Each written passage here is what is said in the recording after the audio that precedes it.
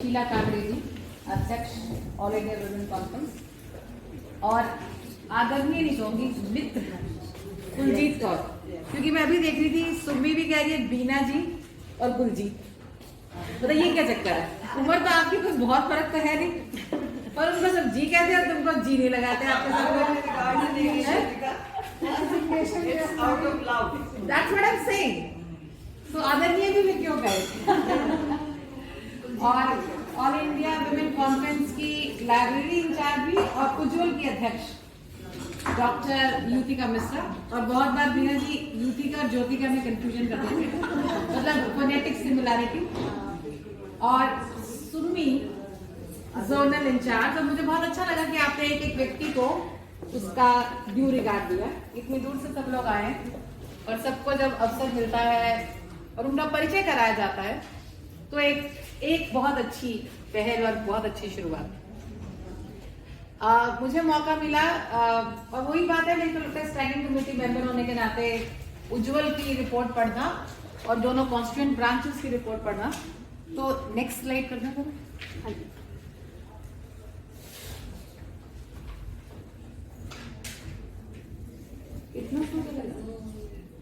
Anyway आप next कर देना।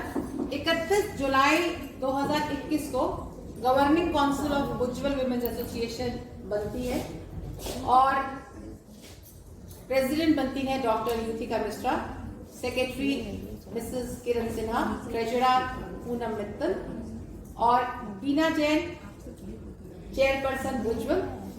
और इसी दिन बीना जैन जी के द्वारा सभी का स्वागत किया गया। वो एक पिक्चर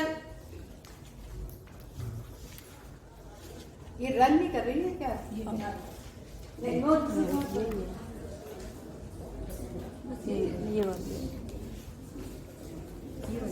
एक सेकंड, नहीं कनेक्ट नहीं हो रहा है। ये इससे करनी पड़ती है, लेकिन हमारे पास कोई लीगल पावर तो है नहीं।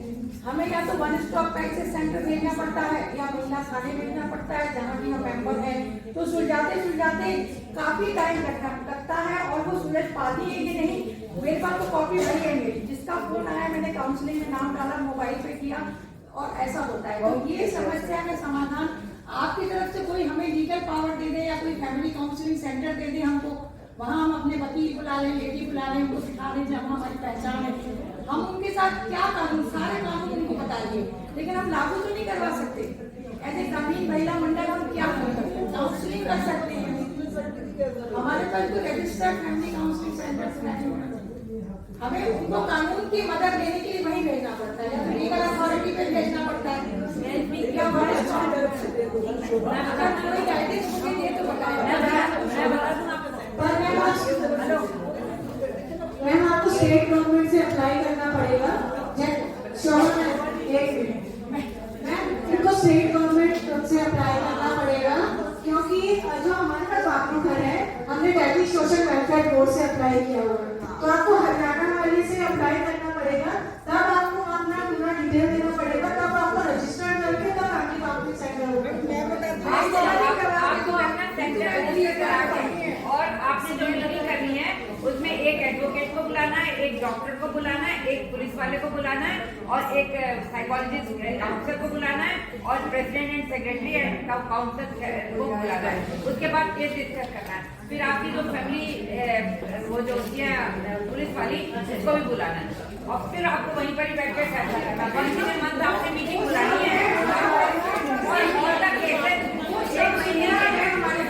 एक महीने के सारे केसेस वो बुला के अपने एक महीने में एक मीटिंग करनी है। उस मीटिंग में आपने जितने केसेस जो आपसे नहीं। ये सुनिए, अब जो हमारे पूर्ण रूप से समाज के लिए कुछ गरीब तबके से हम जुड़े हुए हैं, उनके लिए पिछले 6 मास से प्रत्येक सप्ताह भोजन की व्यवस्था करते हैं।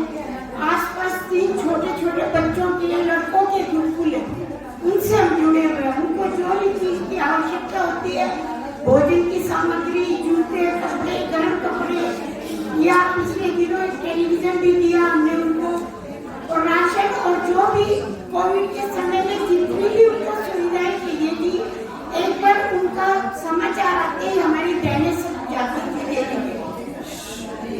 कुर्सियों की उन्होंने इच्छा लाई थी तो 25 कुर्सी एक जगह दी और 10 कुर्सी सी एक जगह थी स्कूल के अंदर, स्टेशनरी वगैरह भी जो भी चाहिए उनको वो देते हैं। और 3 कन्या गुरुकुलों से भी हम जुड़े हुए हैं, वो हालांकि दूर दूर है। जो ये 3 लड़कों के गुरुकुल है, ये तो हमारे सबर्ब एरिया में ऐसा है तीनों गुरुकुल, और जो लड़कियों के वो दूर दूर है, तो उनको हम पैसे से व्यवस्था करते हैं या कैश भेज देते हैं, या कभी वो खुद आते हैं तो जो सामान कहते हैं वो लेकर दे देते हैं। और प्रत्येक 30 वर्ष से हम पार्क में एक स्कूल चला रही है, बहना वाली। उनके पास 350 बच्चे हुआ करते थे, कोविड के कारण 250 बच्चे रह गए। उन बच्चों की फीस के लिए, टीचर्स की फीस के लिए पहले 11,000 भी देते थे, कभी उससे ज्यादा भी दे देते थे।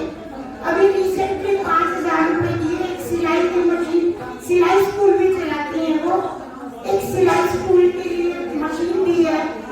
और उनके बच्चों को 250 बच्चों को 3-4 आइटम खाने के देते आए भी। एक सिलाई स्कूल और है, उन्होंने हमें मतलब इन्होंने इच्छा करी कि हमारे पास 60 बच्चियां पढ़ रही हैं, सिलाई सीख रही हैं, तो हमें वो चाहिए ठंडे पानी की मशीन। तो हमारी एक बहन ने फटाफट दे दी, क्योंकि हमने आज तक कभी कुछ डोनेशन मांगी नहीं है। इसलिए नहीं मांगी है कि हमारी जो बहनें वो समझी है, सब एक बार हम कोई प्रोजेक्ट डिस्कस करते हैं तो हमारा आगे से आगे सहयोग उनका इतना हो जाता है कि हमें यहाँ तक पहुँचने की जरूरत नहीं पड़ती है। और एक गुरुकुल के अलावा हम गौशालाओं से भी जुड़े। गौशालाओं से इसलिए जुड़े हैं कि गौओं की सेवा के लिए कुछ अग्रवाल लेडीज हैं हमारे उसमें ज्यादा, तो बहनों के मन में गौओं के प्रति बहुत प्यार रहता है। तो जो भी उनको करीब 25-30 हजार का चारा 2-3 महीने में 3-4 हजार का चारा तो हम वैसे दे के आते हैं। और फिर जब ये गोपाष्टमी आती है तो सब बहनें 40-50 जो हमारी बहुत करीब बहनें हैं, कोई 2,000, कोई 50,000, कोई 30,000, कोई 20,000 खुले मन से अपने आप भी दे आती है और सामूहिक रूप से भी देती है। फिर अभी एक अनाथ आश्रम है लड़कियों का भी, जहाँ पे करीब 90 बेटियां हमारी पढ़ती हैं। मैं उनसे शुरू से जुड़ी हूँ, जब से वो स्थापना हुई तब पहले मैं उसकी उप प्रधान भी रही बहुत वर्ष। पर मेरे लिए बड़ा मुश्किल था, क्योंकि एक तो आर्य समाज से जुड़ी हुई थी और एक वो गुरुकुल वो था, तो लंबी उनकी चर्चाएं होती थी, 5-5, 6-6 घंटे की जो भी चर्चा हुई मीटिंग की, बोर्ड मीटिंग की। तो मेरे को फिर मदद उनकी खूब करते हैं, बच्चों के लिए जाते हैं कभी कभी, वो मैंने वो पद छोड़ दिए जान की। एक अभी रिसेंटली एक योगाचार्य जी हैं, उनसे हमारा संपर्क हुआ है। तो वो बच्चों को अच्छे संस्कार देने का कार्य करेंगे और ऑनलाइन क्लासेस चलाएंगे बच्चों की। वो अब रिसेंटली 5-7 दिन के अंदर ही उनसे संपर्क हो गया। उनके बच्चों की मैंने फोटो भी डाली, उस पर वीडियो डाला। छोटे छोटे बच्चे हैं जो कि पुरुष सूक्त जो है 8-9 साल का बच्चा पुरुष सूक्त पूरा पढ़ता है। कमाल है अपने आप को रिप्रेजेंट करने का कि हम क्या कर रहे हैं और क्या क्या किया आज तक। And all thanks to Sumi ma'am, उन्होंने हमें इनकरेज किया कि यहाँ पर आएं और अपनी ब्रांच को प्रेजेंट करें। फर्स्ट ऑफ ऑल थोड़ा सा ब्रीफ इंट्रोडक्शन दूंगी। हमारी ब्रांच का AIWC से एसोसिएशन लास्ट 67 ईयर से है। एंड 1955 में हमने AIWC के साथ एसोसिएट होकर स्टिचिंग कोर्स स्टार्ट किया था, जो तब से चल रहा है। एंड इन 1973 हमने स्कूल ओपन किया था बाल भवन के नेम से, और वो स्कूल आज की डेट में 8th क्लास तक बच्चों को फ्री एजुकेशन देता है। We provide free education to all the children. We provide them books, uniform and everything, जो कि बच्चे मतलब जो नहीं अफोर्ड कर सकते। बहुत कम बच्चे होंगे, लेकिन हमारे पास 100 से 150 की स्ट्रेंथ है बच्चों की। बच्चे फीस नहीं दे सकते हैं, 2-3 बच्चे मुश्किल से फीस देते हैं। तो हमारे पास 65 मेंबर्स हैं हमारी ब्रांच में। वो सब कंट्रीब्यूट करके उन बच्चों की एजुकेशन में हेल्प करते हैं कि जितने भी बच्चे स्कूल में एडमिशन लेते हैं वो 8 तक अपनी स्टडीज पूरी करके आगे बढ़ सके। एंड अब मैं जुलाई 2021 से मार्च 2022 तक हमने जो किया है वो बताती हूँ। We have conducted various vaccination camps in our school for all the children who are studying there, their mothers, their fathers, and all the ladies who are doing stitching classes in the school. फिर गांधी जयंती celebration किया गया है school में। Then एक हमारे school में हमारे जो प्रिंसिपल सर हैं उन्होंने चाइल्ड हेल्पलाइन नंबर 1098 उसके अवेयरनेस का कैंप लगाया था, ताकि जितने भी बच्चे स्कूल में पढ़ते हैं, they all belong to very poor class, ताकि अगर उनके साथ कहीं भी कुछ भी गलत होता है वो किसी को भी अप्रोच कर सकें या इस नंबर से अवेयर होंगे तो अपनी हेल्प खुद कर सकेंगे। देन हमारी ब्रांच ने डीवॉर्मिंग कैंप किया था इन अगस्त 2021। उस कैंप के दौरान बच्चों के एल्बेंडाजोल टेबलेट दी गई थी फॉर देयर बेटरमेंट और for their better health. Then we did Teachers Day celebration, Republic Day celebration, Independence Day celebration, and हमने दिसंबर 2021 में उड़ान प्रोग्राम लिया था AIWC से, एंड उस उड़ान प्रोग्राम का हमारा 5th मंथ चल रहा है, जिसमें 29 लेडीज ने अपने आप को एनरोल किया था। एंड सब लोग रेगुलर नहीं आ पाती हैं, मगर काफ़ी लेडीज डेली आती हैं। और इसी के बीच में हम लोग 9 अवेयरनेस प्रोग्राम भी कर चुके हैं, जो कि हम 2 एवरी मंथ कर रहे हैं। अवेयरनेस प्रोग्राम के टॉपिक्स रहे हैं health, covid, environment, AIDS, save water, avoid plastic waste, drugs, dengue etcetera. And हमारा स्कूल एक 67 ईयर्स ओल्ड है, तो 2021 में जो पंजाब के फाइनेंस मिनिस्टर हैं mister Manpreet Badal, ex finance minister, उन्होंने स्कूल में डोनेशन दिया था, प्लस हमारे मेंबर्स ने डोनेशन देके हमने डोनेशन के मनी इकट्ठा करके स्कूल की बिल्डिंग नई बनाई है। तो half of the building which has been constructed in the school is new and half is old, क्योंकि हम इतना नहीं इकट्ठा कर पाए कि पूरा स्कूल की बिल्डिंग रेनोवेट कर सके। तो we have members have contributed and given a new school building to all the children who are studying in the school.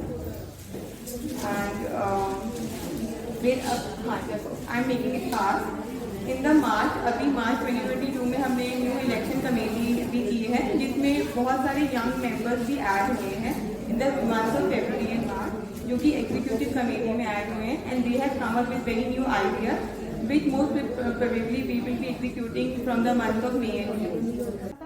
शुरू किए और कैसे महिलाओं को घर से बाहर निकालना है, और अब हमारे साथ 250-300 महिलाएं जो काम कर रही हैं, और हम सारे शहर में, गांव में बहुत ही अच्छा, हमारा सबसे अच्छा हमारा फैमिली काउंसिलिंग चलता है। क्योंकि हरियाणा में क्या है, लड़ाई झगड़े बहुत ज्यादा होती है, आपस थोड़ा वैसा एरिया है ये, और वहाँ पे लड़ाई झगड़े बहुत होते हैं, इसलिए ऐसे केस हमारे यहाँ बहुत ज्यादा आते हैं।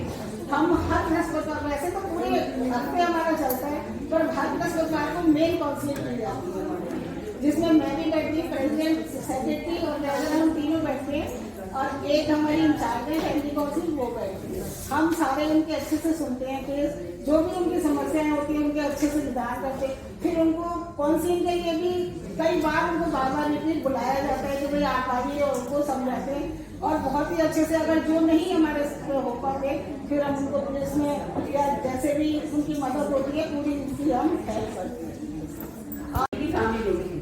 लेकिन एक केस हमारे पास आया था, तो इसमें जो है हस्बैंड वॉज ड्रंकन, वो बहुत पीता था और पढ़ी लिखी वाइफ को ना नौकरी करने देता था और बहुत मारपीट करता था, मेंटेनेंस नहीं देता था। फिर इनका 3-4 काउंसलिंग में हमारी प्रेसिडेंट इसमें इन्वॉल्व थी। फिर हमारा जो ब्रांच है लक्ष्मीबाई ब्रांच है, आश्रम एरिया होगी, तो like with the help of all the members 3-4 sessions conduct हुए, और उसके बाद आज ये सारी फैमिली, मतलब एक छोटी बेटी थी उसको भी बहुत मारता पीटता था, ये सब उसने छोड़ दिया, और आज जो है ये लोग खुशी खुशी रह रहे हैं। लेडी को जॉब भी मिला है, जो एजुकेटेड, उसमें दिक्कत नहीं आई। प्रोसेस की रिपोर्ट इस प्रकार है। जुलाई में कोविड की वजह से हम कुछ खास काम नहीं कर पाए, लेकिन फिर भी फ्री राशन बांटने के लिए जगह जगह गए। 15 अगस्त हमारे मेंबर्स के साथ जो हमारे कॉस्ट्यूम ब्रांच के बच्चे हैं वो पास आउट हो चुके हैं, उनके साथ 7 जनवरी में मनाया गया। लड़कियों को सिलाई किट और स्वीट्स बांटी गई। हमारे मेंबर्स ने फ्री होम्योपैथिक दवाइयाँ भी बांटी और अवेयरनेस देगी क्या होम्योपैथिक दवाइयों के साइड इफेक्ट्स बहुत कम होते हैं, जहाँ की एलोपैथिक दवाइयाँ बहुत महंगी हैं तो उनके साइड इफेक्ट्स भी हैं। एक अवेयरनेस प्रोग्राम संगम बिहार में भी करवाया गया। कोविड में अपना तथा अपने परिवार की सुरक्षा कैसे करें, इसमें हमने स्थानीय डॉक्टर्स को इन्वॉल्व किया। सितंबर में हमारी संस्था का सिलेक्शन हुआ और एक नई टीम का गठन हुआ। नवंबर में हमारे मेंबर्स ने गर्म कपड़े गरीबों में बांटे और 275 लोगों को भोजन भी करवाया गया। सेडवा और स्पाइस कॉन्स्टिट्यूट ब्रांचेज ने संगम बिहार मान रोड पर जो कूड़े का ढेर हुआ करता था उस पर फ्री प्लांटेशन करवाया गया। हमसे सेमिकॉम RWA ने हेल्प मांगी थी। 50 नीम के पौधे हमने हेड ऑफिस AIWC से प्राप्त हुए और 50 पौधे हमारे मेंबर्स ने डोनेट किए। हमारे मेंबर्स ने मिलकर 10 लोगों की आंखों का ऑपरेशन भी कराया, जिसका खर्चा 2200 रुपये प्रति व्यक्ति आया। हमारी एक मेंबर ने अपनी शादी की 25वीं वर्षगांठ पर हमारी संस्था को 10,000 रुपये दिए, जो हमने विकलांग संस्था उदयपुर की सेवा में भेंट किए। मकर संक्रांति पर हम 30 कपड़ों के हमने गरीबों में बांटा। स्पाइट जो हमारी कॉन्स्टिट्यूट ब्रांच है और जो संगम बिहार और छतरपुर में कार्य करती है, स्पाइट में फ्री एजुकेशन बच्चों के लिए चलाया गया। कोविड का नियमों का पूरा ध्यान करते हुए टाइम टू टाइम उनकी जरूरत की स्टेशनरी भी उनको फ्री में दी गई। स्पाइस के मेंबर ने संगम बिहार में 150 बच्चों तथा छतरपुर में 50 बच्चों को फ्री फूड बांटा, जिसमें केला, सेब, एग्स और जूस था। स्पाइट और RWA सैनिक फॉर्म्स के साथ मिलकर फ्री वैक्सीनेशन कैंप गरीबों के लिए लगाया गया।